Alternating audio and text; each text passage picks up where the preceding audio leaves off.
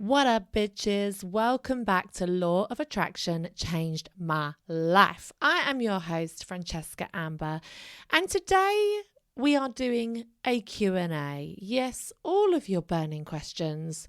I'm going to aim to answer them the best I can.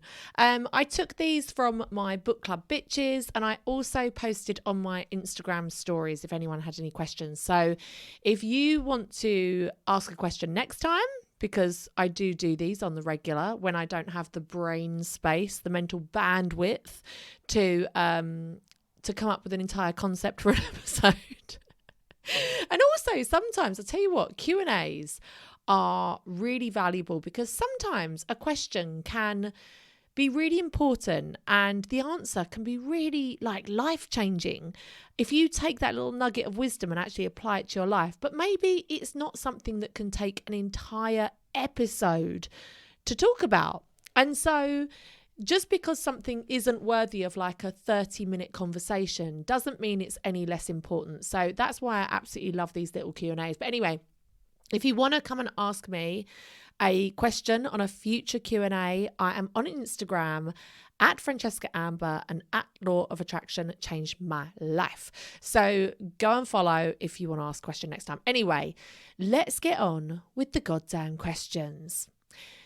The first question is from K Marie. I'm not reading your entire things, by the way, because so many of you have like K Marie 1029_XX high five low five. No, we ain't got time for that shit. But just know that I love and appreciate all of you. But I'm just going to call you K Marie for now. So, do you have a favorite decluttering book or technique, or do you blend them for a best fit?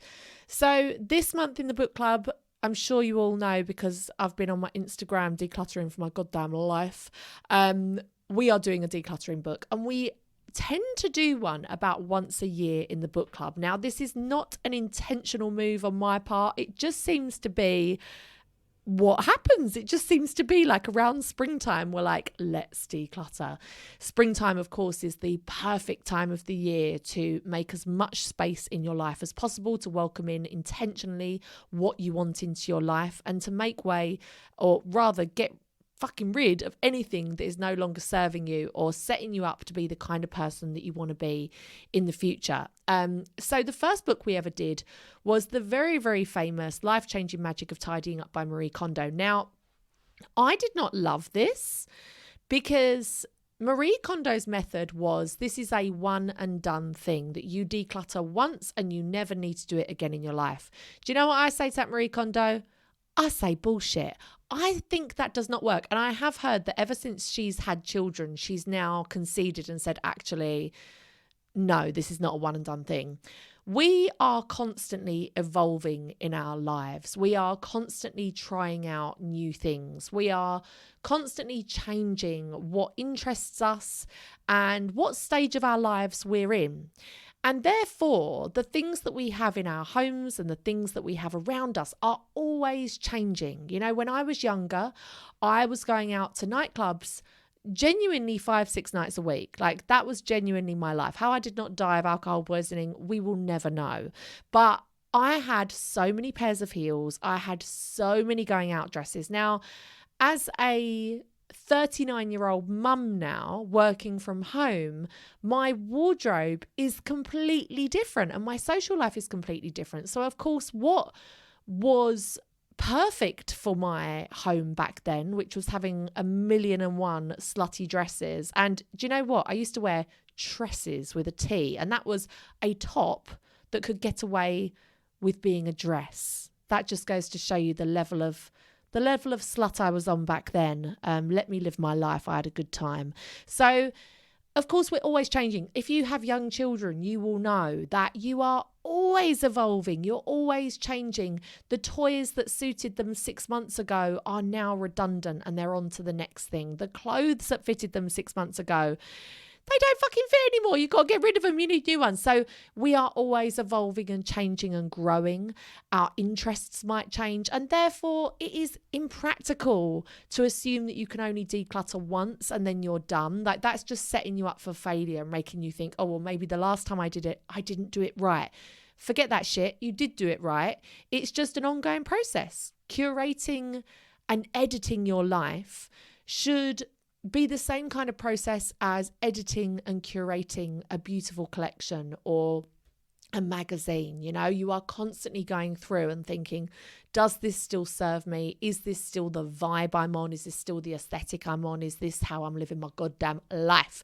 So sorry, to answer your actual question, I'm telling you the book I didn't like. The next decluttering book we did was a self-published queen, one of our own book club bitches, Dominica, and that was called Fuck You Chaos. I really appreciated that title. It's very on brand for me. I absolutely loved that book. I would highly recommend Fuck You Chaos. But the book that we are doing this month in the book club is by Tracy McCubbin, and it's called Make Space for Happiness. And I've never heard of decluttering being talked about in the way that Tracy talks about it. She actually does not even really talk about decluttering itself. She doesn't have a chapter called bathrooms. She doesn't have a chapter called bedrooms. It ain't that vibe. She talks about what magnetizes the clutter to us in the first place and what it is being substituted for. So what we are really looking for in our lives, whether that is deep connection, whether that is love, whether that is fun and adventure, security, whatever it might be, or self-confidence, self-respect, and what we are buying to try and fill those voids. It is a very, very interesting book. I shall leave the link down below. I would highly, highly recommend it. But on the whole, I like to do a big declutter once a year. And I'm always kind of editing all the time anyway. Like there's always a bag. There's always a big charity bag like in my wardrobe. And as I see things that the girls have outgrown, or you know, they'll wear it to nursery and it'll get covered in paint and stains and stuff and it's like beyond repair, then, you know, it goes in. Well, actually, no, that's a bit disrespectful, isn't it? That doesn't go to charity. That goes in the fabric recycling. But there's always a charity bag on the go. But it is really important to regularly declutter, because honestly, you wouldn't believe how much of your mental bandwidth is being taken up by just the stuff in your home, the stuff that you're walking around, the stuff that you're having to store and clean and move and manage and fix and all the things. No, thank you. Okay, the next question is from Shana Louisa, and this is a related question. So did you two plan this? I don't know. She asks how to motivate family members to declutter. Now, I've learnt this the hard way, and that is that you can't. You can't. I think if you try and force your family members to declutter, they are just going to push back harder, because the clutter is there to start with for a reason. My mother, I would say, is a low-key hoarder. She would be very angry at me for saying that. But she is a low-key hoarder, okay? Not high-key, just a low-key one. And the amount of times that I have tried to organise her kitchen cupboards or sort out her shit for her. Me and my sister sorted out her spare rooms and they just got filled again. So what I would say is the same thing I say to people when they say, oh my God, I've discovered the law of attraction and it's fucking life-changing and I'm doing all this stuff and how do I bring people along with me? The answer is kind of, you don't. So what you do is you live by example in the most outrageous way that you can. Get rid of 50% of your belongings, work on your self-development, take actions every day to be your best self, and show your loved ones, show the ones around you how you can change your life. And their curiosity should pique enough that they will ask you, how do you do that? How do you do that then? But I'm also going to give you a spoiler alert. Some people will never fucking ask. My own mother, going back to my lovely mum, who I do love. I love my mum so much, but she ain't never listened to an episode of my podcast. Now, she has seen the journey of this podcast from beginning till now. And she knows where I started, having no money, having lost my business, having 2 young babies and no free time to do anything to make money, really. Or so I thought. Of course, there was time to do something to make money. There always is. But she's seen me go from that to then having this job that I absolutely love and lights me up and fills me with delight, but also have great success with it too. And she ain't never asked. She's never asked what she should do. She's never asked me, how do I manifest, Fran? She's never said to me, what book would you recommend in the book club? She never has. So just come to terms with and make peace with the fact that some people will never fucking ask you, no matter how much you improve your life. But also remembering that you should never do self-development work. You should never do decluttering. You should never do any of this stuff to get people to realize how much your life has changed. Always do it from a place of wanting to improve your own life so radically.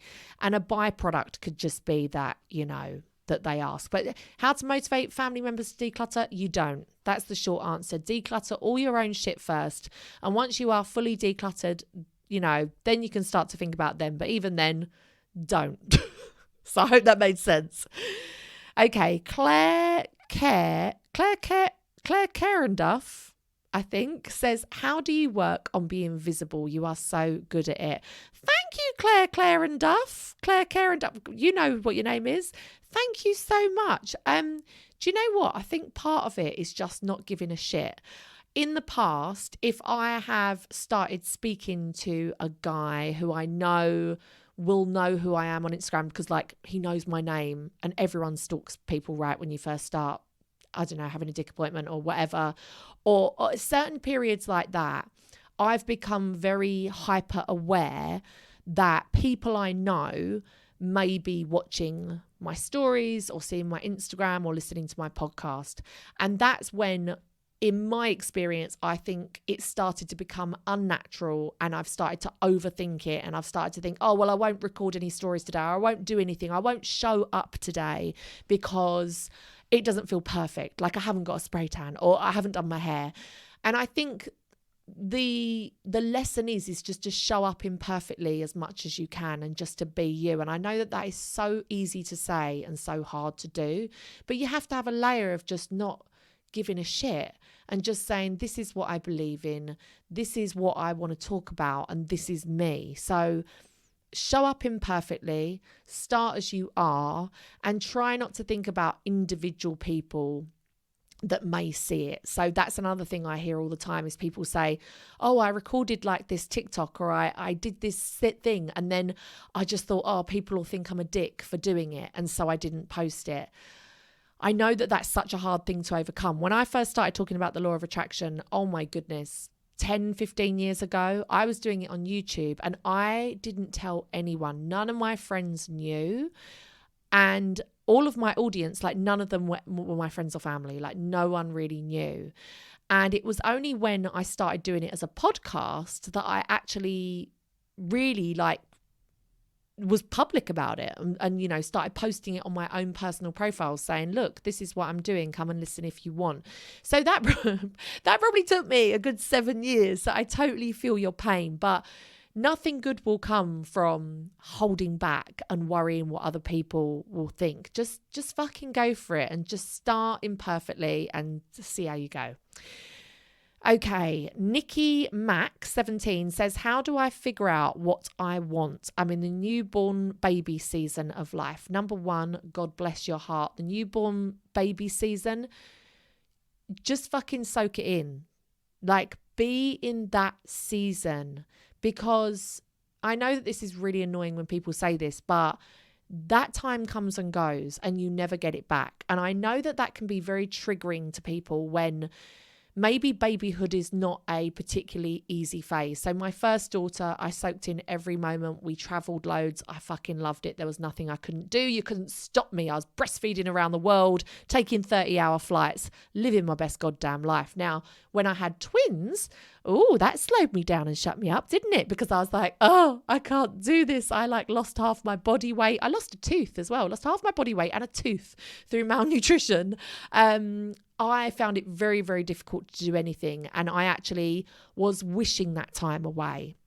And I'm very gentle with myself when I talk about that, because as much as I look at the little baby pictures and I think, that time, it was very, very tough in the moment. And I didn't want to make the most of every minute. It was incredibly difficult having one pair of arms and 2 newborns. It was very, very difficult. And so I'm not going to say like, savor every minute if you're finding it tough, but give yourself a bit of a break also. There's a fantastic book somebody recommended to me. Let me just see if I can see it on my bookshelf. Yes, it is called Matrescence by Lucy Jones. And actually, I think it might have been Lucy Jones that recommended it to me. I can't remember, but I went on Amazon and I bought it. I'll leave the link down below. Let me just write a little note to myself to leave the book, Matrescence.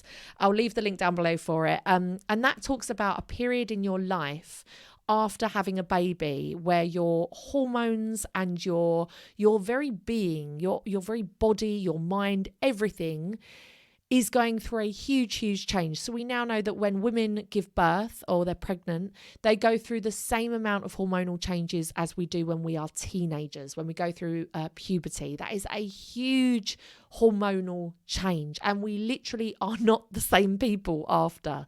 We suffer from so many things like baby brain and postnatal depression, prenatal depression and anxiety, so many different things.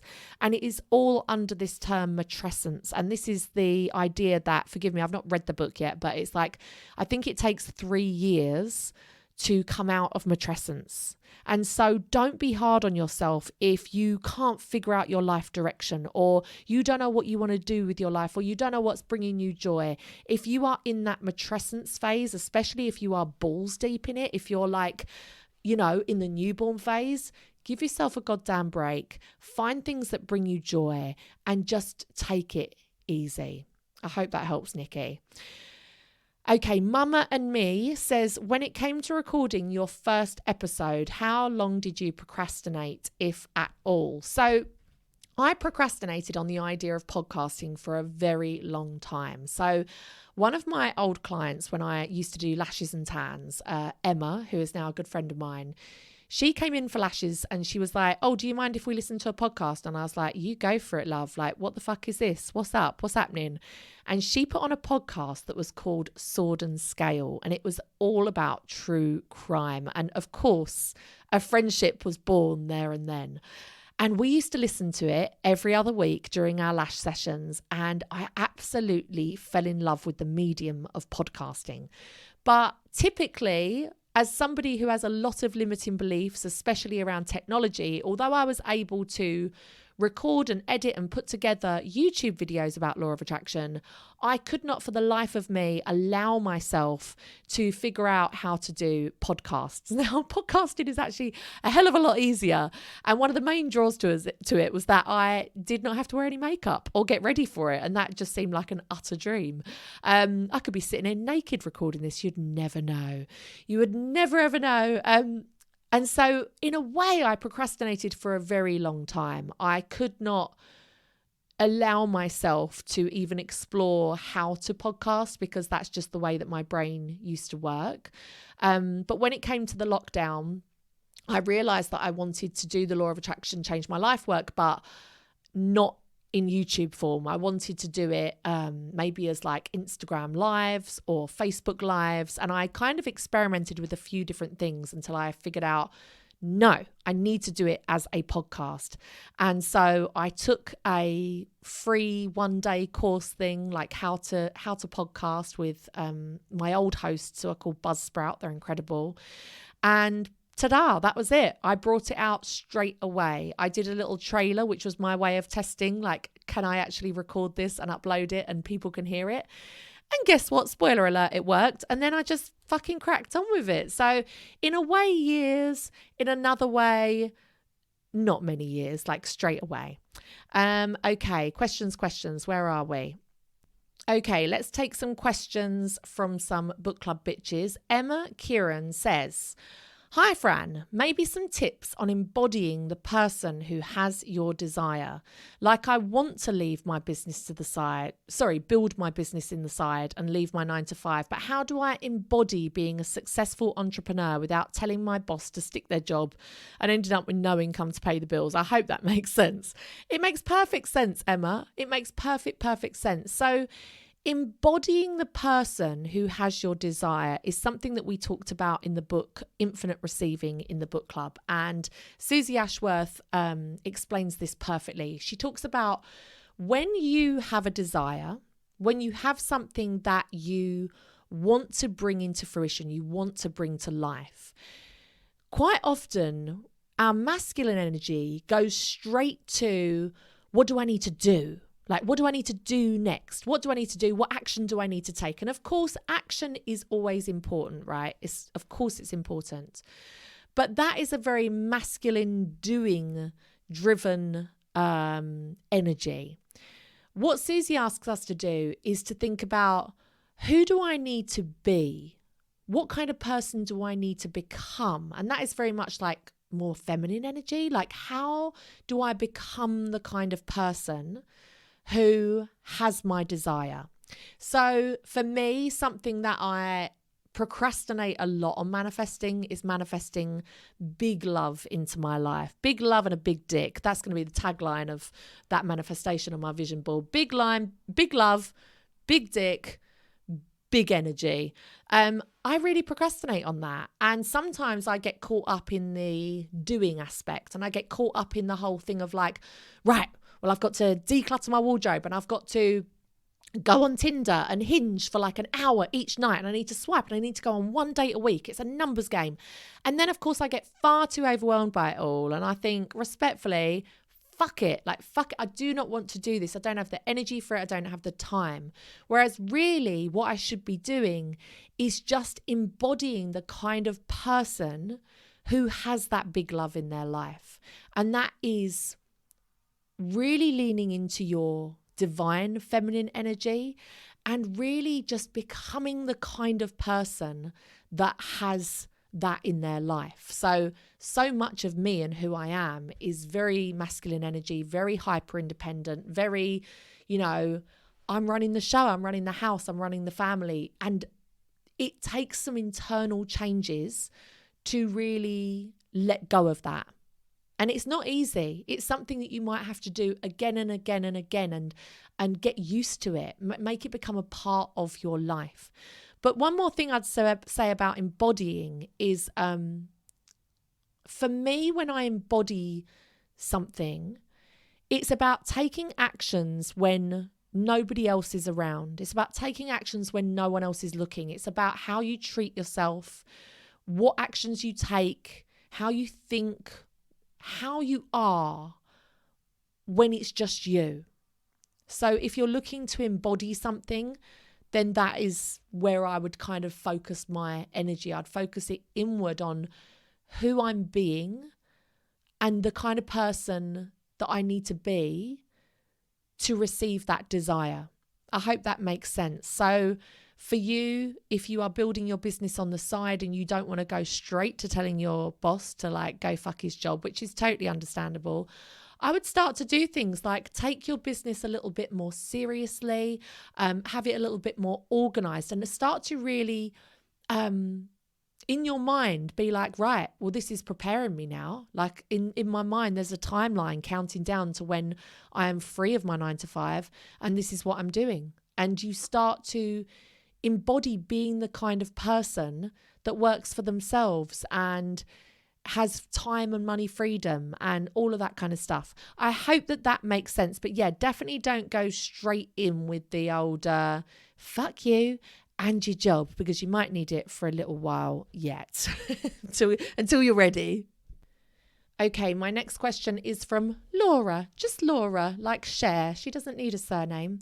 She says, "Hi, Fran. I really struggle with just going in circles, losing weight and then putting it on again, building great habits and then just going back to bad ones, etc., etc. Have you got any advice on how to keep on track and keeping yourself aligned with your goals?" So I think I spoke about this in the podcast the other week, but I was listening to an episode of Diary of a CEO with Stephen Bartlett, and he had a weight loss expert, and we'll use weight loss as an example here, but you can really apply this to any area of your life that you are looking to cultivate new habits in and new routines. He was talking to a nutrition and fitness expert, and he was saying that 98% of people that lose weight, just like yourself, end up putting it back on, and they just go round and round in circles, and it's like this constant cycle. And what he said was the 2% that managed to make a sustainable, lasting change, what was the difference about them? Well, were they drinking every night? Were they taking crack cocaine? Is that how they were staying skinny? No, it's nothing crazy like that. What they did was they fundamentally changed their identity. They changed their identity and how they viewed themselves and the kind of person that they are. So I recently have been on a health is wealth, hot girl summer weight loss journey. And this is the longest I've ever stuck to something. And this is not an Ozempic style, in a month's time, you'll see me and be like, oh my God, look at Fran. No, it ain't that vibe. This is about really long, sustainable, lasting change. And the way that I am doing this is I'm kind of piggybacking, that's not a word, piggybacking on a identity shift that has worked for me in the past. So I've spoken about this a few times in the podcast, but I really do think it's so important to stress. So my entire life, through school, through college, through employment, I was always the fucking worst. Like, I was the person you did not want in your class or your business because I never showed up on time. I very rarely showed up. I would find all different excuses for not showing up. I would have like chronic illnesses that would manifest because I think I just didn't want to be there. I was work shy. I was all the things, right? I was terrible. And so that was my identity for such a long time, is I'm really lazy. I'm a procrastinator. I can't be trusted or relied upon to get work done. I don't show up on time. I have really bad attendance. And it was only through wanting something badly enough, which was working for myself and having freedom over my time and my money and everything, that I forced myself through layers and layers of identity change and habit making and just fucking doing it, basically, just doing it. I gradually became the kind of person that could rely on myself. And I gradually became the kind of person who I could trust to build a business and retain clients and turn up and do the work and be on time and be professional. And that happened over several years, right? Then as I started this podcast, and more notably the book club, to be honest, that metamorphosis has taken another level. It's gone to another level. I now have such trust, respect, and love for myself because I am the kind of person that continually shows up for myself. I will show up and do my podcast every week. I will show up and put my all into the book club every week. I'm the kind of person that is reading a new self-development book every single month, and not just reading it, but embodying it and studying it and taking lessons from it. I am the kind of person that is constantly working on my goals. I am the kind of person that is manifesting things and changing my life for myself, right? So that is a complete identity shift that has taken many, many years. But what started to feel out of sync for me, and a little bit ironic, is that here I was, this self-made person with my own money in my dream house, fully independent with my 3 little girls, like fucking, I'm not going to be, what's the word? I'm not going to be humble here. I'm fucking bossing it, right? I'm bossing it at life. And yet I had no motivation to do any exercise. My diet was absolutely atrocious. And I had a really bad binge eating, disordered eating habit going on, right? And the more that my life improved, the more that aspect of my life seemed completely at odds and completely ironic to be a part of my life.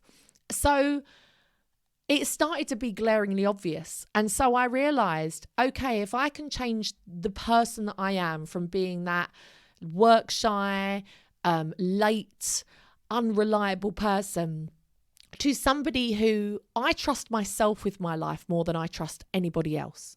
I trust myself deeply. If this podcast ended tomorrow, I trust myself deeply and completely that I will be absolutely fine. I will be okay.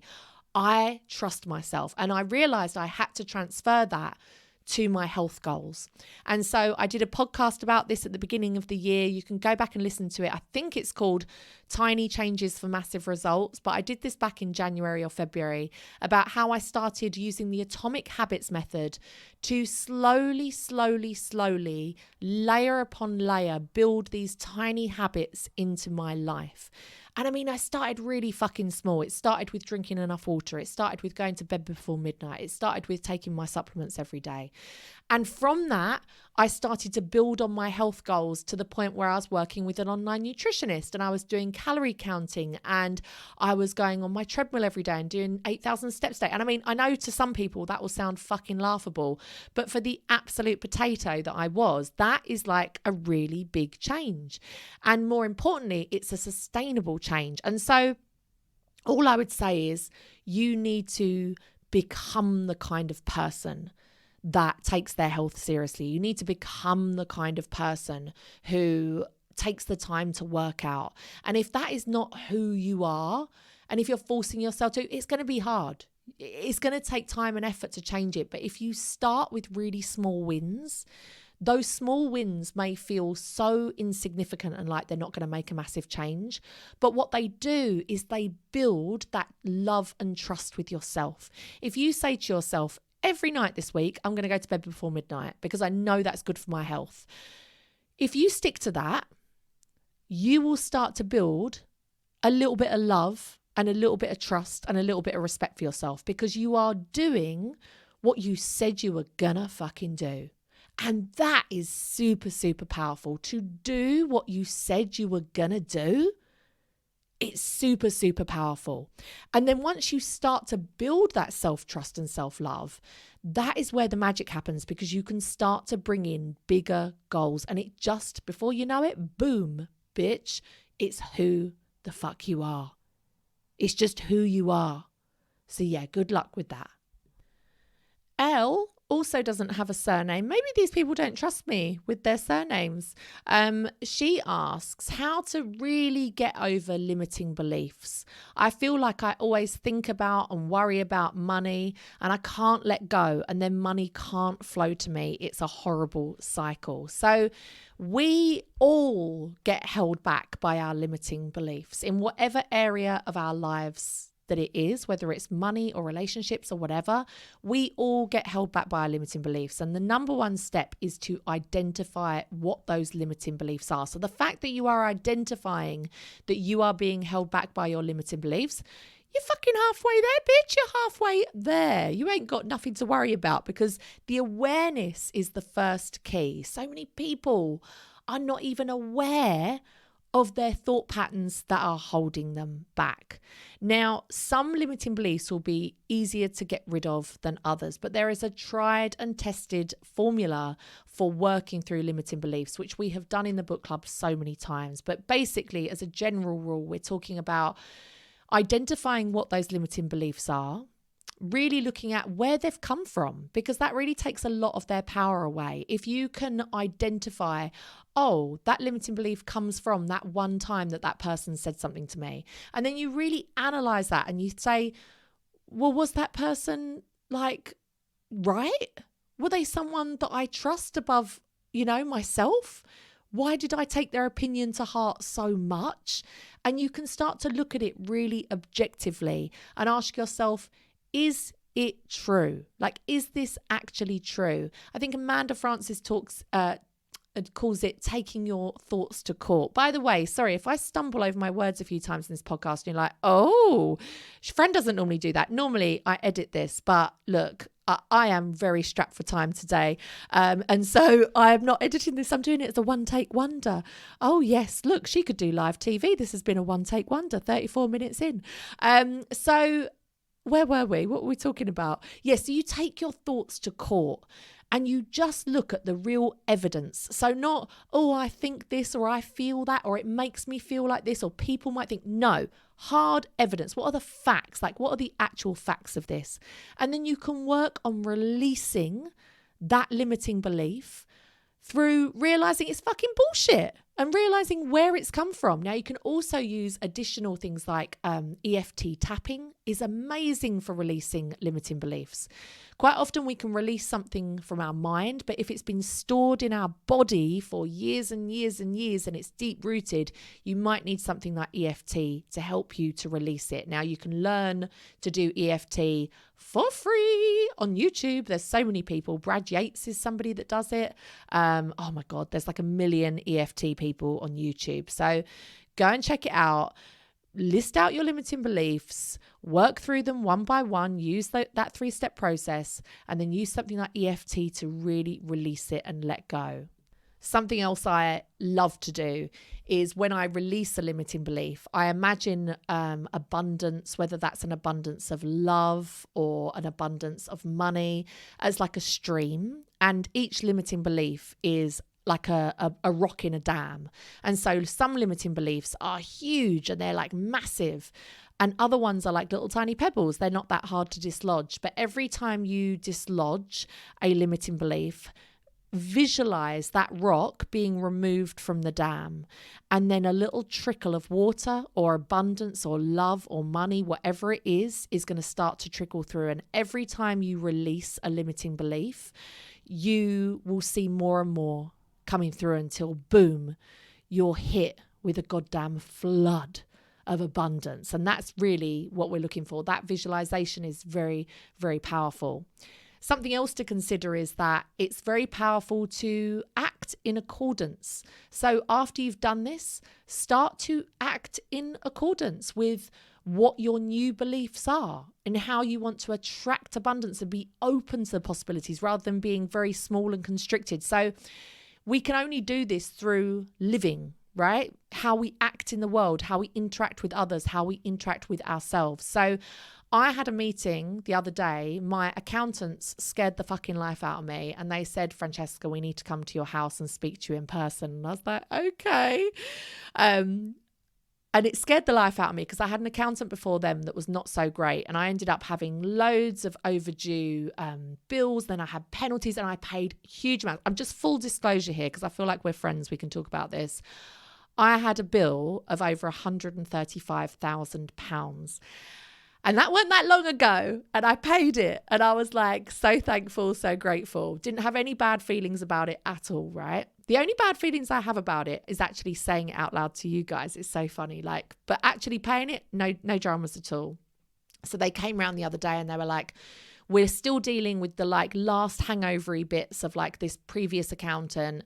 So I got another penalty for this other fucking thing. And then they were like, so you've taken quite a lot of money because obviously I've bought my dream house. I've done a lot of stuff to my house. Long story short, I have to come up with a very large amount of money. See, even as I'm saying it, I'm like, I don't want to say it out loud to you guys, but I have to come up with about £129,000 all for the tax man by July.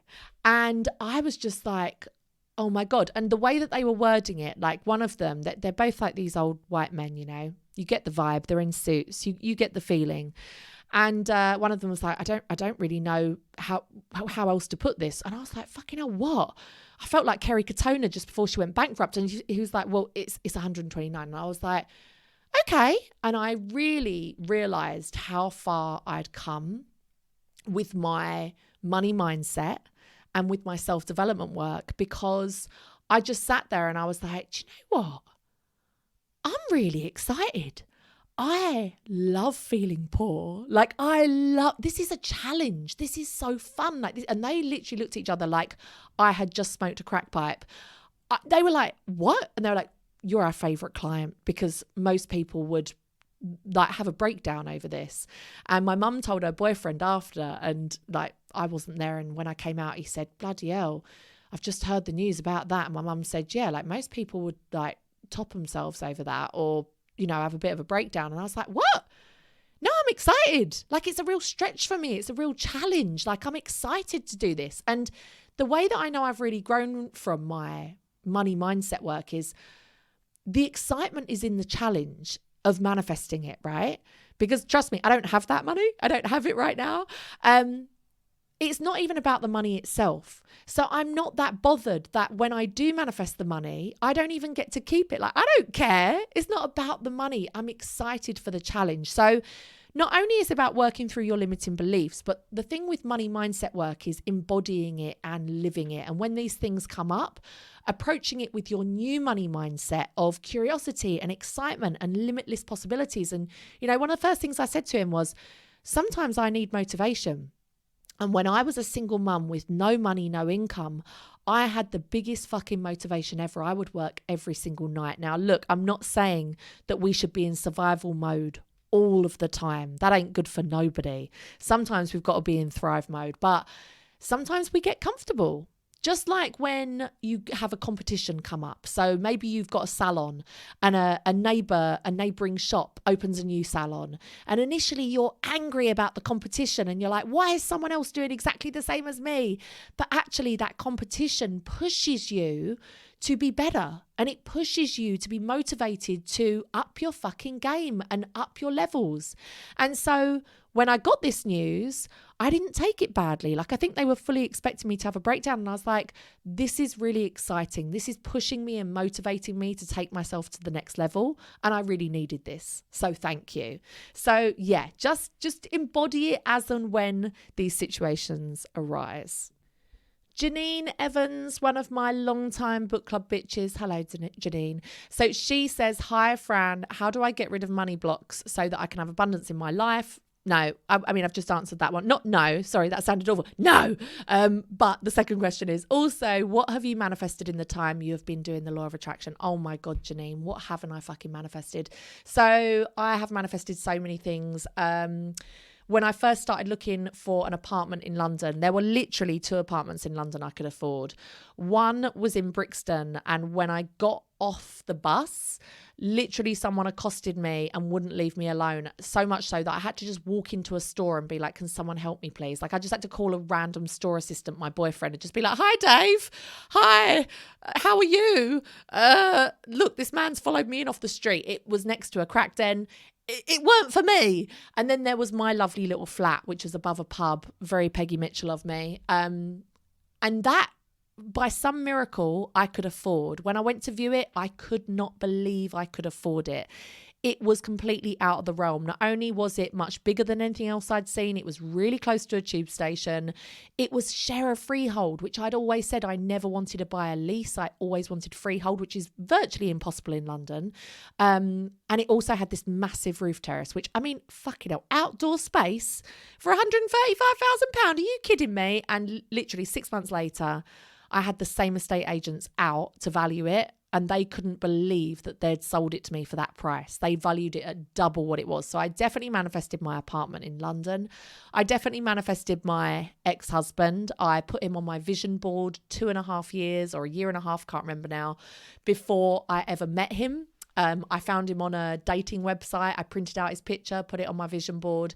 Years later, my friend is walking down the street in London and she sees this really tall guy and she's like, oh my God, would you like to go on a blind date with my friend? She's never done that shit for me before. None of my friends ever before or to date have ever done that shit for me. The one time I get set up on a blind date, I marry the guy. So manifested my husband. What else have I manifested? Oh, the gender of my twins. 100% the gender of my twins. Oh my God, that was one of my favourite moments when I was told I was having boys, and I really held the vision, and I made a vision board of little baby twin girls. And I wrote a gratitude list for all of the things I was really thankful for in my life, and about the situation. And I mean, I'm sure most of you have heard that episode, but basically I came down the stairs and I had 1 million missed calls, and it was the clinic saying, I'm so sorry, this has never happened, but we've given you the wrong results. You're actually having 2 girls. And that was like such a huge manifestation, because it's just been my lifelong dream to be surrounded by daughters. And here we are. Manifested my dream house. I manifested this podcast and this career. I've manifested relationships and friendships in my life.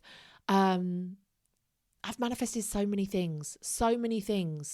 But those are a few. Do you know what? There's one as well that I was reminded of the other day. Years and years ago, I used to commute a lot to work. So it's like a 4-hour commute every day. And I did quite a lot of walking. So I had to walk across London Bridge every single day. And this was like 2002, 2003. So ballet pumps were the things, but those things were not fucking waterproof. So every time it would rain, my entire feet would just get soaking wet. Like my shoes would just become like fucking slippers. And then I'd dry them out. And does anyone remember that awful smell when you used to dry out ballet pumps? They were fucking disgusting. Anyway, it became a real bane of my life. And it sounds really silly that this really small issue of like, my ballet pumps are getting wet. But when you have got feet that are uncomfortable and wet and smelly shoes, it was just horrible. So I just remember thinking, I just really wish there were like ballet pumps that were waterproof. Well, anyway, fast forward a couple of days. I'm going out to a nightclub with my friends. We jump on the tube, and next to me on the tube, it's a really empty carriage, is a brand new Selfridges bag. So I'm drunk, right? So I'm like, let me see what's in this bag. It could have been a bloody bomb. And I'm like rifling through like it's supermarket sweep.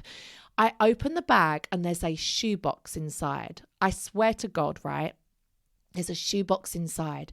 I open the shoebox. It's Ted Baker.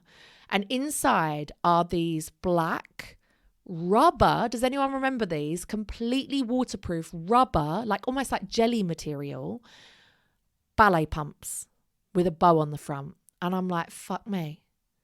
Waterproof ballet pumps. What the fuck?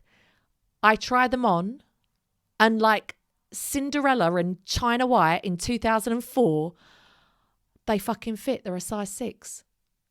The more I think about it, that manifestation was wild. Now, did I take the ballet pumps? Yes, I fucking did, because no one else was around. No one wanted them. The universe bought them from Selfridges for me, and they were my size. I was Cinderella that night. I took them home and I wore them every day, and my feet never got wet again. So sometimes our manifestations that bring us the biggest joy and are the most like, can you fucking believe that, are the ones that are not huge life changes, but just ones that you're like, I can't explain that. I cannot explain that. Okay, Trisha says, how do we clear subconscious or conscious patterns so that we don't keep attracting the same thing in our lives over and over? I want to change the frequency and rewrite the narrative of my life. Oh, I love that. Rewrite the narrative of my life. Good for you, Trisha. So one of the easiest way to clear subconscious blocks. So if you have done the conscious work on this, if you've looked at your limiting beliefs, if you are taking action in alignment with what you truly want, it can still be hard to not be affected by some really deep-rooted subconscious beliefs that we have that like take over our fucking bodies. Look, I've attracted the same thing over and over again in my love life. I managed to change every other area of my goddamn life. I really struggle with that area, so I feel your pain. One thing I would say is EFT tapping is really, really good at moving blocked energy in your body and helping to reprogram subconscious beliefs. And the second thing is subliminal audios. And do you know what? I've really got into a bad habit of not listening to mine recently. I don't know why. I've got into a terrible habit of charging my phone at night, and then I don't want it near me while it's charging. So then I charge it in a different room, but then not too far because I need to use it as an alarm in the morning. I'm just in a bad routine. So I need to get back into the habit of listening to my subliminals at night. But I'll leave a link down below for the subliminals. I have them for all different areas of your life, whether it is trying to manifest love, weight loss, health, perfect health, fertility, mindful mothering, present parenting, success, wealth, all those different aspects of your life. There's a subliminal for that. And I would just listen to that repeatedly every single night or whenever you can. It's very, very powerful as you're going in and out of those theta waves, in and out of sleep. That is when we are in our very, very, what's the word? Suggestive state. That's when we're at our most suggestive. So we are very open to reprogramming, and that will really work on your really deep-rooted subconscious beliefs that even you may not be aware of. So I shall leave a link for that down below. Kelly says, hey, I find saving so difficult. Every month it goes into my savings account and straight back out a couple of weeks later. Would love some manifesting techniques, advice or mindset work I could do to help me achieve these saving goals. So this is so interesting. When we have done money books in the book club before, or during the first part of my manifesting money workshop, we talk about energetic set points. Now, everybody's financial energetic set points are different. And your low point may be, I'm happy to be £500 in credit card debt or £500 into my overdraft. And my higher end could be, my high set point is that I only really allow myself to have like £4,000. And it's so crazy because when I say that out loud, I'm sure that so many of you will be thinking, well, of course I don't only allow myself to have £5,000. Like, that's ridiculous. Like, of course I would want more. But when you start to delve into this work, which is far more than I could ever go into on a Q&A session that is already up to 50 minutes at this point. But when you really discover those high and low energetic set points, you will realize you have been allowing yourself to operate within this invisible minimum and maximum. Now, once you identify and you're aware of this, you can consciously change these set points, and that is where the magic happens. As I said, it is far too much to go into here, but if you are interested, I have a 3-week manifesting money workshop. It actually is at £111 at the moment, and it's about to be revamped and updated and rebranded, and it ain't going to be that price no more. So if you want to get that workshop at that price, this is your last opportunity. I shall leave the link down below.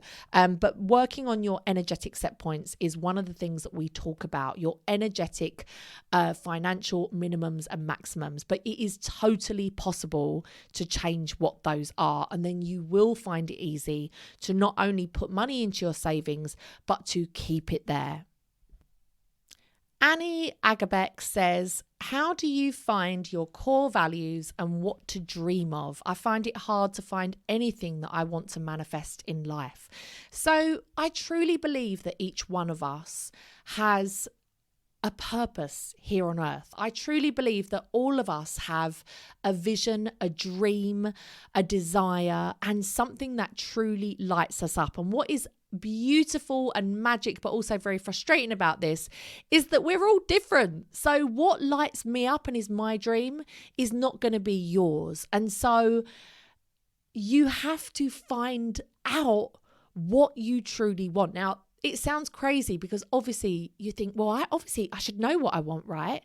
But we've been conditioned so much by our parents, by our religion, by our race, by our government, by our schooling, by our friends, by everyone, that we don't know what we fucking want anymore. And when we talk about self-development work, Susie Ashworth said this in her book, Infinite Receiving, it's often not about adding to yourself and becoming someone new. It's more about uncovering and unlearning all of the bullshit that's been put on us all of our lives and stripping it all back and delving inwards and discovering what truly lights us up and what we truly want from life. Like, it's already there. It's already who we are. We already have the answer. We just need to dig in and discover what it is rather than push out and try and look for what it is. So we are all going to have things that have been pushed upon us. I grew up in Essex, where all of my friends were getting married at a certain age and having children at a certain age. That was just what everyone did. Not one of them was like, oh, I'm going to go traveling. Oh, I'm going to set up a business. Oh, I'm going to go and do this thing. And so I felt conditioned that I had to do that same thing. Now, that was a very unconscious decision of me to be like, right, well, I must have a husband by this age and I must have children by this age. And that is a prime example of like what we need to unlearn. We need to look at the people that we've been surrounded with our whole lives and what we've been told we should want and try and let go of that and really look at what we truly want deep down inside. Now, I did do an episode which I feel like I'm recording this all out of sync, so it might be next week. So of course you can't have heard it yet. So you won't know, but I've just done an episode about what brings us joy. And talking about rediscovering our joy, which is kind of what you're talking about, right? Like, how do you know what you really want? How do you know what your goals are? How do you know what lights you up? And the truth is your body will tell you when you see it.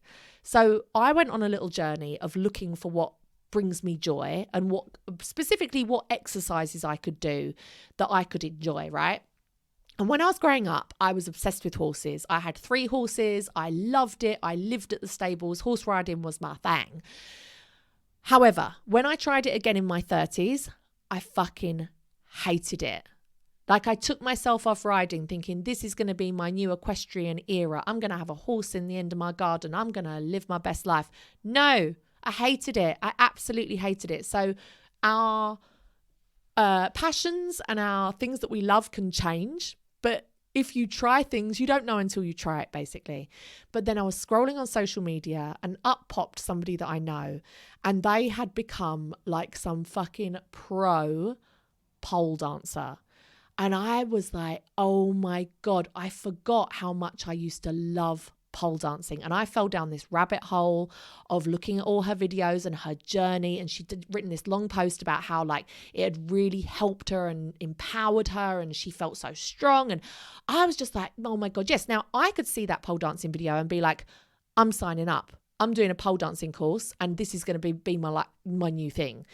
However, you might look at that and say, that does not interest me whatsoever. Like, so Annie, just look out for little glimmers of when you see something and it lights you up and you think, I'm interested in that. I want to find out about that. Let me try and join that group. Let me try and join that course. Let me try my hand at that. Just look for little glimmers of what interests you and what feels effortless for you to talk about and to get involved in. For me, I am very passionate about lots of things in my life, about being a really present mother. I'm passionate about, what do you call it? I'm so passionate about it, I've forgotten what it's fucking called. Attachment parenting, baby wearing, breastfeeding. I could talk about that all day long. I'm very supportive of Palestine. I feel like that's a real core value of mine.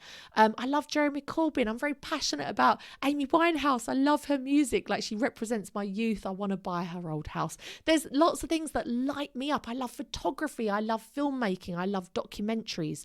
One of my lifelong goals is to be a documentary filmmaker. That may sound absolutely crazy. Another lifelong goal of mine is to be a songwriter, not to be a singer, because I can't sing for shit. But I used to love writing poetry, and I think I've been put off because I'm not at all musical. I can't play an instrument. But like songwriting, poetry, filmmaking, photography, these are the things that light me up and I can talk about endlessly. Yours are going to be different, and it's up to you to really just open yourself up and discover what they are. So good luck on that journey. I hope you find what lights you up. Okay, we are almost going on for an hour, but I've only got 2 questions left and I really want to answer them. So, fuck it, in for a penny, in for a pound. Let's do it. So Joe says, how do you stop yourself absorbing negative energy from family and friends? I try to be high vibe and positive around money, wealth, attraction, whereas others may talk from a place of lack or put blocks up. And then Karen has asked a similar question. She says, how do you put boundaries in place with loved ones, such as a parent, when you see them repeating their own destructive behaviours and they're trying to take you down with you? I've done loads of work on myself over the years. I'm an empath, etc., etc. So those 2 questions, Karen and Joe, are very, very similar. So I really wanted to take the time to answer this one, because you better believe I have got experience when it comes to absorbing or being taken over by other people's negative energy. So the first thing I would say is, because Karen, you talked about a parent when they are repeating destructive behaviors and they are trying to drag you down with their negative energy. So I was listening to a Diary of a CEO podcast one week, and they were talking about if you have a very negative person in your life, and it's, say, someone like a parent, you don't have to completely cut them out, but you can limit your time with them. Now, that may sound like a very obvious and straightforward thing for me to say, and you might be thinking, what the fuck? But it's just very clear. You don't have to cut that person from your life. You can if you feel like that's what you want to do, but you can just limit your time. You don't have to spend every day on the phone to your very negative father, or, you know, spend every weekend with your very negative mother who's trapped in destructive cycles. And no matter how much you try and help them, you know, they don't want to be helped out. You don't have to spend that amount of time with them. You can remove yourself. Now, another way that you can remove yourself, and this kind of goes more to Joe's question about how do you stop yourself absorbing negative energy from your family or friends when you're trying to be in a high vibe, is what I would say is, number one, Joe, you have recognized that they are negative energy, or that they are putting out scarcity mindset. They are putting out their limiting beliefs. And the fact that you are recognizing that is incredible. Because particularly, you're saying here family and friends, if you've grown up with these family and friends, quite often we aren't even aware that they are speaking scarcity, that they are speaking negatively, that they are speaking about their limiting beliefs. We often don't even recognize that. We just take it as gospel. We just think that that is the truth, and that's how they are, and that's how the world is. But the fact that you are recognizing it is actually your place of power. Now, when you find yourself being around these people, what I want you to do is observe.